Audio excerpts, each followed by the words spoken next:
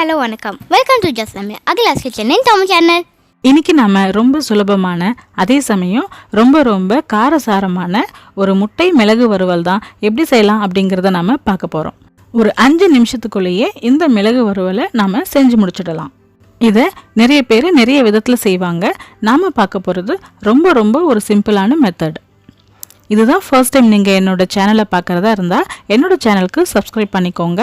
அதே மாதிரி என்னுடைய பதிவு உங்களுக்கு பிடிச்சிருந்தது அப்படின்னா நோட்டிஃபிகேஷன் பெல் ஐக்கானையும் நீங்கள் கிளிக் பண்ணிக்கலாம். அப்போ தான் நான் புதுசாக போடுற எல்லா வீடியோஸும் உங்களுக்கு நோட்டிஃபிகேஷனில் வரும்.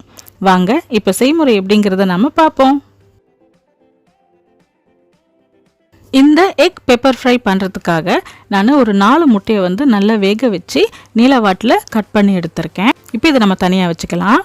பிறகு ஒரு பாத்திரத்தில் 2லேருந்து 3 டேபிள் ஸ்பூன் எண்ணெயை நம்ம சேர்த்துக்கிட்டு எண்ணெய் லைட்டாக காஞ்சதும் ஒரு 1/4 டீஸ்பூன் கடுகு, 1/2 டீஸ்பூன் உளுத்தம்பருப்பு, 1/4 டீஸ்பூன் ஜீரகம், அப்புறம் கொஞ்சமாக பொடிசாக நறுக்கிய கருவேப்பிலை எல்லாத்தையுமா சேர்த்து லைட்டாக நம்ம வறுத்துக்கலாம்.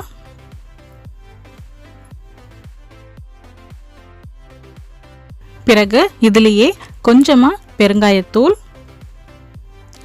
1/4 டீஸ்பூன் மஞ்சள் தூள், தேவையான அளவு உப்பு, 1/4 டீஸ்பூன்லேருந்து 1/2 டீஸ்பூன் சில்லி ஃப்ளேக்ஸ் சேர்த்து நம்ம கொஞ்சம் லைட்டாக வறுத்துக்கலாம். பிறகு 1 டேபிள் ஸ்பூன் மிளகு தூளையும் நம்ம இதில் சேர்த்துக்கலாம். மிளகுத்தூள் சேர்த்த அப்புறம் ரொம்ப நேரம் வறுக்கணும்னு அவசியம் கிடையாது. ஏன்னா மிளகு கசப்பு தன்மை கொடுத்துரும். அதனால் மிளகுத்தூள் சேர்த்து ஒரே ஒரு கிளறின பிறகு நம்ம வேக வச்ச முட்டைங்க இருக்கு இல்லைங்களா, ஸோ அதை இதில் போட்டு நல்லா மிக்ஸ் பண்ணிக்கலாம். இப்போ இந்த முட்டையும் மிளகோட ஸ்பைசஸில் ஒரு நிமிஷம் நல்லா குக் ஆகட்டும். பிறகு நம்ம 1 டேபிள் ஸ்பூன் அரிசி மாவு இதை நம்ம சேர்த்துக்கிறோம். அரிசி மாவு ஏன் சேர்க்குறோம் அப்படின்னா உங்களுக்கு மசாலாலாம் நல்லா ஒட்டி முட்டையில் வரும். அதனாலையும் அதே மாதிரி நீங்கள் சப்போஸ் உங்கள் குழந்தைங்களுக்கு நீங்கள் சேர்க்குறீங்க அப்படின்னா கொஞ்சம் காரம் கொஞ்சம் குறைஞ்சி வரும். அதனால தான் நம்ம அரிசி மாவு சேர்க்குறோம். ஸோ அரிசி மாவு சேர்த்துட்டு முட்டையெல்லாம் எல்லா சைடும் நல்லா மிக்ஸ் பண்ணுற மாதிரி லைட்டாக அப்படியே மிக்ஸ் பண்ணி விட்டுடுங்க. ஸோ அப்போ தான் உங்களுக்கு அந்த உள்ளே இருக்கிற எல்லோ கரு உங்களுக்கு உடையாமையும் வரும். ஸோ அதனால் ஜாக்கிரதையாக பண்ணுங்கள். அதே மாதிரி உங்களுக்கு லைட்டாக வேணும் அப்படின்னா கொஞ்சமாக மிளகுத்தூளை மேலே தூவிட்டு நம்ம இதை இறக்கிட வேண்டியது தான்.